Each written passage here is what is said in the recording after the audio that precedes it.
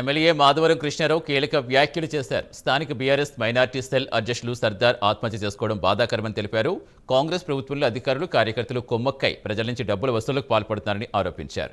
ఫతేనగర్లో నూతన ఫ్లైఓవర్ నిర్మాణానికి గత ప్రభుత్వం నిధులు విడుదల చేస్తే కాంగ్రెస్ ప్రభుత్వం వాటిని విస్మరించిందన్నారు.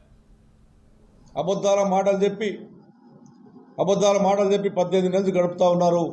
ఇప్పటికైనా పత్తనార్ బ్రిడ్జుని, అండర్ పాస్ని, అల్లాపూర్ నుంచి వచ్చేటటువంటి దీన్ దయాళకి వచ్చే 106 కోట్ల రూపాయలని నాలను విస్తరణ ఎంబడి చేపట్టాలని, కొంతమంది నిరుపేదలు ఉన్నటువంటి వాళ్ళు కొంతమంది వాళ్ళకి డబుల్ బెడ్రూమ్లు ఇవ్వాలని నేను డిమాండ్ చేస్తూ ఉన్నాను.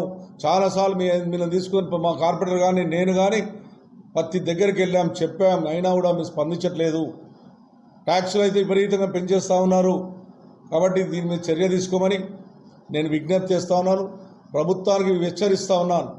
మీరు చేస్తున్న దుర్మార్గం వల్ల రేపు ఏదైనా ప్రాణ నష్టం జరిగితే, వర్షాలు వస్తున్నాయి, ఇప్పటికే వర్షాలు స్టార్ట్ అయినాయి కాబట్టి ఇప్పటికైనా తగిన చర్యలు తీసుకొని అన్ని కార్యక్రమాలు చేయమని చెప్పి, ఫతేనగర్లో ఉన్నటువంటి బ్రిడ్జ్ను కూలగొట్టి ఏదైతే ఉన్నదో వెడల్పు చేసి, ఆ రోజు అదే బ్రిడ్జ్ని వెడల్పు చేసి 72 మంది ప్రాపర్టీస్ వాళ్ళకు టీడీఆర్ ఇచ్చి అవసరమైతే పైసలు ఇచ్చైనా సరే వైండింగ్ చేసి ఆ బ్రిడ్జ్ను కంప్లీట్ చేయమని